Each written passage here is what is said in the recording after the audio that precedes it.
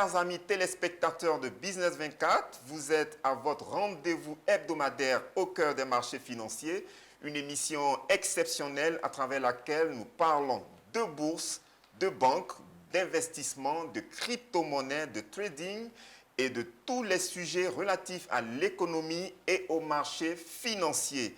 Au sommaire de ce numéro, nous aurons les tendances de la semaine, où nous présenterons les performances hebdomadaires réalisées par la Bourse régionale des valeurs mobilières. Ensuite, la rubrique décryptage qui nous permettra de mieux découvrir le métier de banquier d'affaires. Et enfin, Crypto Market, où nous recevrons un invité qui nous apportera des précisions sur l'utilité des crypto-monnaies.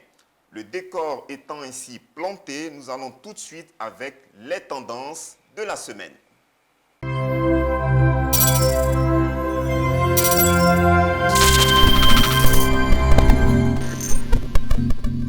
Parlant des tendances dégagées par le marché des actions de la BRVM, précisément au niveau des indices principaux, il faut savoir que le BRVM Composite a clôturé la semaine en affichant une cotation de 198,94 points, soit une hausse hebdomadaire de 2%. Le BRVM 30 est passé de 97,87 à 100,03 points, soit une progression hebdomadaire de 2,21%. Le BRVM Prestige a clôturé à 102,85 points, soit une augmentation hebdomadaire de 2,76%. Et en ce qui concerne le BRVM principal, il est passé de 93,38 à 94,71 points, soit une évolution hebdomadaire de 1,42%. On enchaîne tout de suite avec les indices sectoriels et à ce niveau, il faut savoir que le BRVM Industrie a baissé de 1,08% pour se retrouver à 93,09 points. Le BRVM Service Public a progressé de 3,27%. Le BRVM Finance s'est amélioré de 2,19%. Le BRVM Transport a trébuché de 0,72%. Le BRVM Agriculture a régressé de 3,39%. Le BRVM Distribution a augmenté sa valeur de 0,41% et le BRVM Haute Secteur a enregistré une hausse hebdomadaire de 4,11%. En ce qui concerne les trois plus importantes hausses enregistrées au niveau du marché des actions de la BRVM, il faut noter que le titre SGCI est passé de 14 500 à 15 950 francs CFA, soit une hausse hebdomadaire de 10%. Le titre Uniwax Côte d'Ivoire a clôturé à 680 francs CFA, soit une amélioration hebdomadaire de 8,80%. La valeur Cervère Abidjan Côte d'Ivoire est passée de 1145 à 1200 francs CFA, soit une augmentation hebdomadaire de 4,80%. Et parlant des trois plus importantes baisses hebdomadaires du marché des actions de la BRVM, il faut retenir que la valeur Solibra Côte d'Ivoire est passée de 67 600 à 62 535 francs CFA, soit une chute hebdomadaire de 7,49%. Le titre Bernabé Côte d'Ivoire a clôturé à 1800 francs CFA, ce qui représente un repli hebdomadaire de 7,22%. Et on termine avec le titre Sucrivoire Côte d'Ivoire qui est passé de 590 à 550 francs CFA, soit une baisse hebdomadaire de 6,78%. Après ces chiffres, nous allons maintenant à la rubrique décryptage pour découvrir le métier de banquier d'affaires.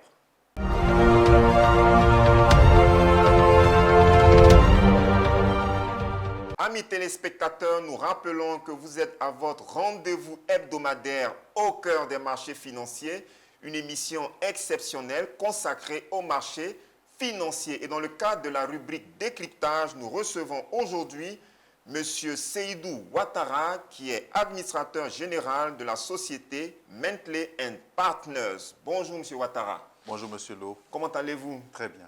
Alors, Ça va, tout va bien. Alors, avec vous, nous allons aborder la thématique suivante, comprendre l'activité de banque d'affaires. D'accord?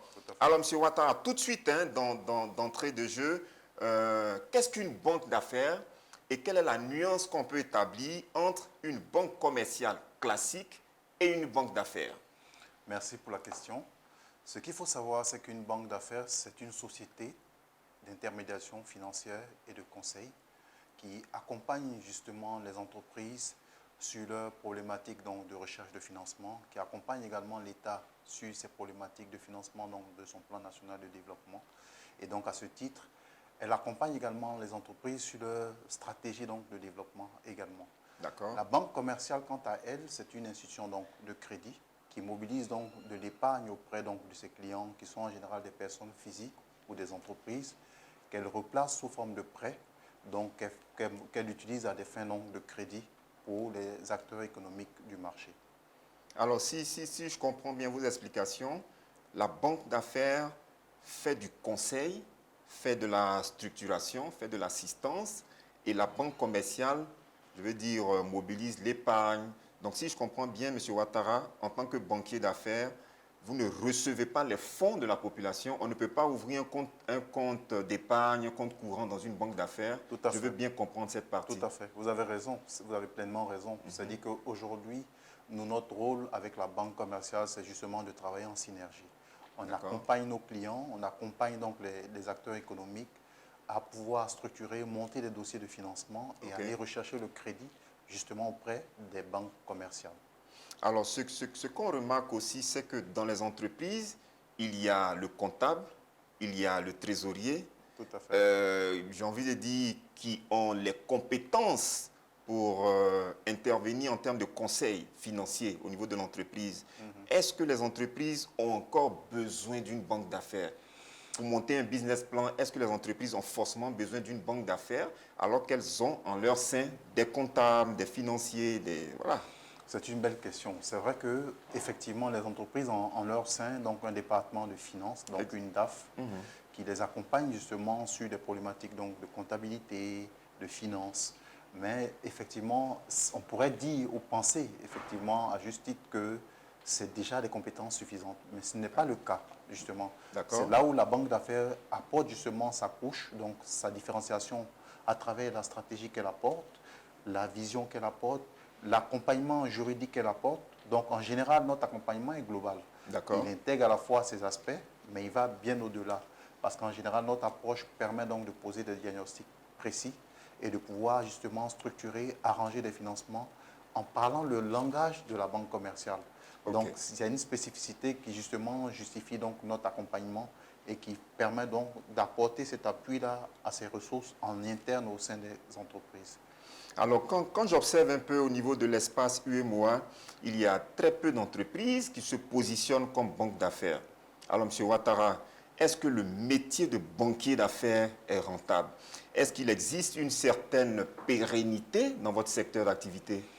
Oui, on va dire que le constat que vous posez est juste. Les banques d'affaires sont rares. Ça se justifie parce que justement, elles mobilisent en leur sein plusieurs compétences. Donc en stratégie, en finance, en droit, en comptabilité, en gestion. Donc c'est autant d'expertise qu'on ne retrouve pas nécessairement aisément dans toutes les entreprises. Donc cette spécificité fait que c'est un métier effectivement qui est pointu et qui demande des expertises pointues pour réaliser ce type d'activité, ce qui pourrait justifier effectivement le fait qu'on n'ait pas suffisamment de banques d'affaires sur la place. Mais ce que je voudrais dire, pour quand même encore aller dans votre sens, c'est que la banque d'affaires, bien qu'elle existe, c'est un métier qui nourrit son nom. En ce sens où on a quand même, on va dire, une expertise pointue qui permet donc d'avoir une rémunération qui se justifie par l'expertise pointue justement qu'on délivre à nos différents clients. Donc pour nous, c'est également un secteur qui est périn. Au regard de la croissance du nombre d'entreprises, donc de par la création des entreprises telles que le CEPICI nous l'indique chaque année. Donc chaque fois qu'on aura des entreprises créées, elles auront toujours des besoins. La banque d'affaires aura un rôle à jouer dans l'accompagnement de ces acteurs économiques-là. Alors vous parliez tout à l'heure d'expertise pointue. M. Ouattara, On apprend également dans les couloirs que les banquiers d'affaires sont chers. Est-ce vrai ou faux? Vous allez nous donner la précision tout à l'heure. Alors, comment est-ce que vous facturez votre expertise en tant que banquier d'affaires? En général, le banquier d'affaires donc, se rémunère sur un taux lié au montant qui est levé pour le compte de son client. Ok. Donc, on applique notre tarification, justement, se fait sur la base de taux. Et en général, c'est des taux dégressifs pour tenir compte du niveau donc, des montants qu'on lève pour nos clients. Donc, si on est sur des sommes assez importantes, on aura des taux qui ont tendance à aller vers le bas. Mais en général, on reste quand même compétitif et on reste quand même, on va dire, accessible à tout type d'entreprise. D'accord. Alors, donc, selon vous, les PME peuvent recourir au service d'une banque d'affaires? Tout à fait, tout à fait. Aujourd'hui, on accompagne aussi bien les PME que les grandes entreprises et même l'État. Donc, tous les acteurs économiques sont, on va dire, potentiellement des clients que la banque d'affaires peut accompagner. Alors, en guise de conclusion, M. Ouattara, que faut-il faire pour réussir dans le métier de banquier d'affaires? Le métier de banquier d'affaires est un métier très exigeant, en ce sens où, comme je le disais tantôt, il faut pouvoir développer de la pluridisciplinarité, donc pouvoir avoir des connaissances aussi bien en droit, en stratégie, en finance qu'en comptabilité et même en gestion. Donc, il faut déjà, en tant que banquier d'affaires, se mettre à jour sur son métier. Deuxième chose, c'est un métier qui exige beaucoup de rigueur de la part du banquier d'affaires, en ce sens où il a besoin justement d'accompagner ses clients, mais en recherchant régulièrement, on va dire de façon permanente, l'efficacité dans la prise en main de ces dossiers. Car en général, nos mandats s'enferment dans des délais précis qui peuvent osciller entre 6 à 1 an. Donc vous avez l'obligation de résultat sur cette période-là, justement. Donc il faut être efficace, il faut être rigoureux dans la prise en main des différents dossiers. La troisième chose qu'on pourrait peut-être indiquer, c'est de pouvoir développer un relationnel avec les banques. Parce que les banques sont nos partenaires, c'est les banques qui nous accompagnent sur nos différents dossiers.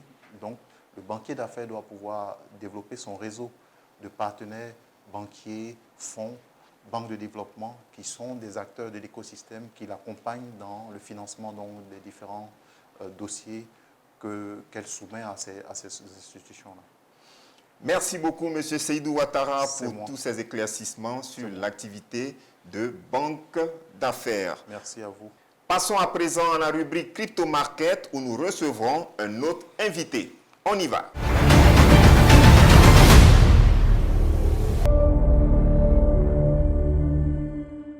C'est avec joie que nous recevons maintenant M. Patrick Yeboué. Nous rappelons qu'il est directeur général de l'entreprise Bit Trading Edu. Avec M. Yeboué, nous parlerons de l'utilité des crypto-monnaies. Bonjour M. Yeboué. Bonjour M. Lo. Comment allez-vous? Bien, merci et vous. Tout va bien, M. Yeboué. Alors, M. Yeboué, pour une bonne frange de la population ici en Afrique, les crypto-monnaies continuent d'être quelque chose d'assez compliqué. D'accord? Donc, avec un tel blocage, est-ce que vous pensez que les crypto-monnaies sont vraiment utiles pour nos économies africaines? Merci encore pour cette question, M. Lo.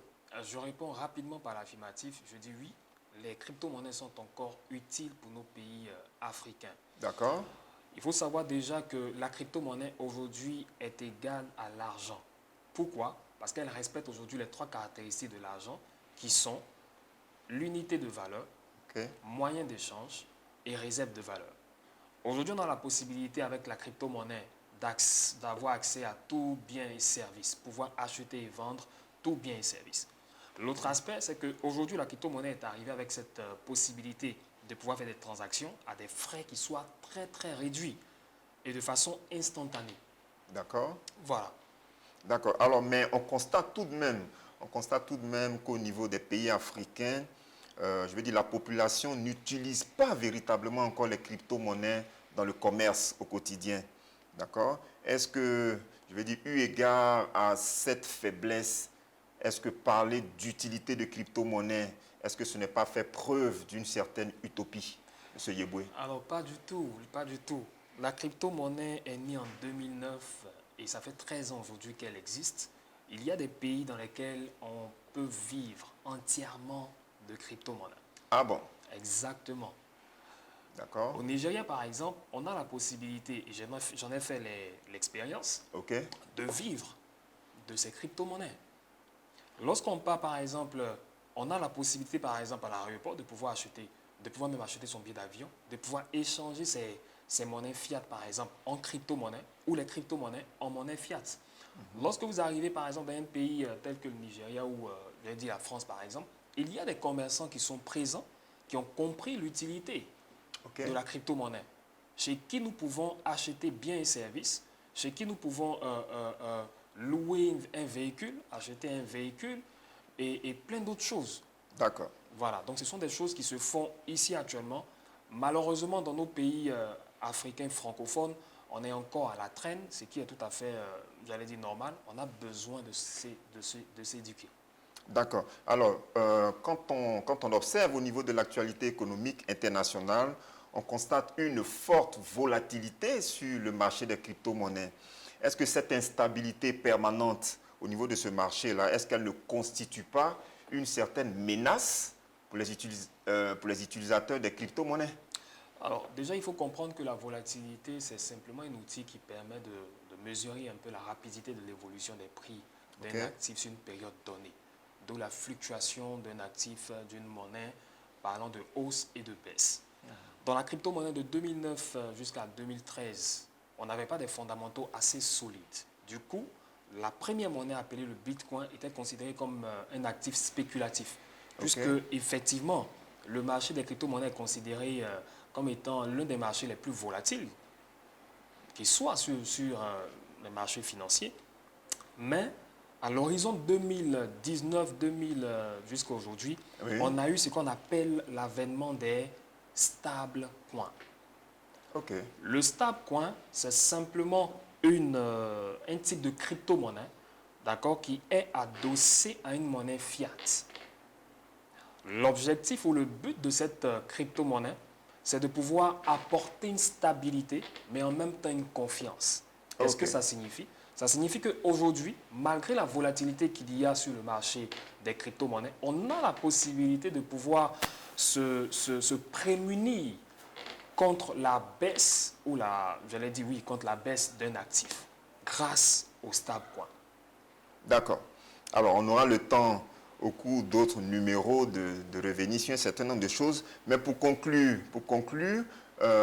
nous constatons par exemple au niveau des banques commerciales classiques qu'il y a des autorités de régulation, notamment les banques centrales. Mais en ce qui concerne les crypto-monnaies, on a une totale absence en termes de régulation. Est-ce que, je veux dire, vis-à-vis d'un tel constat, est-ce que la crypto-monnaie n'est pas une sorte de boulevard qui est ouvert pour, je veux dire, le financement du terrorisme, des opérations de blanchiment de capitaux? On constate que votre secteur n'est pas régulé, M. Yeboué. Ce n'est pas risqué pour l'économie mondiale? Exactement. C'est vrai, on est sur un marché qui n'est pas encore régulé. Mais il faut savoir que selon les chiffres du FMI, concernant le blanchiment d'argent avec l'argent fiat, on a un montant qui s'évalue à près de 800 milliards à 2000 milliards de dollars en termes de blanchiment d'argent avec l'argent fiat. En ce qui concerne la crypto-monnaie, les chiffres s'évaluent à près de 2,8 milliards de dollars en 2019. Et si on part jusqu'en 2022, avec le Bitcoin qui a connu une hausse fulgurante, ça s'évalue aujourd'hui à près de 8 milliards de dollars. D'accord? Donc on voit un peu l'écart entre les deux montants. Donc pour dire que le marché des crypto-monnaies n'est pas un marché qui favorise le blanchiment d'argent. Bien au contraire. Pourquoi encore? Parce qu'il y a un aspect qui est assez intéressant, c'est que dans la crypto-monnaie, le Bitcoin est l'une des monnaies les plus suivies, les plus utilisées, mais en même temps l'une des monnaies les plus transparentes. En ce sens où on a la possibilité de pouvoir retracer toutes les transactions qui se font sur le Bitcoin. Lorsqu'il y aura maintenant l'avènement de la régulation, bien sûr, l'avènement de la régulation va permettre aussi d'assainir un peu le marché et de pouvoir mettre en lumière toutes les personnes malveillantes ou les organisations malveillantes qui sont encore dans ce système. D'accord, je pense que M. Yeboué, on aura le temps. On aura le temps de revenir sur un certain nombre de choses. Exactement. Parce que la question des crypto-monnaies est une question tellement vaste. J'ai beaucoup de questions à l'esprit. mais je pense qu'on va vous recevoir très bientôt pour encore creuser davantage et permettre aux téléspectateurs de bien comprendre les enjeux autour de la crypto-monnaie. Merci, Monsieur Patrick Yeboué. Nous rappelons que vous êtes directeur général de l'entreprise Bit Trading. Avec vous, nous avons pu avoir une meilleure visibilité sur l'utilité des crypto-monnaies. C'est ici que s'achève cet autre numéro de votre émission Au cœur des marchés financiers. Merci de nous avoir suivis. Rendez-vous la semaine prochaine à la même heure avec des invités exceptionnels. À très vite, chers investisseurs. Au revoir.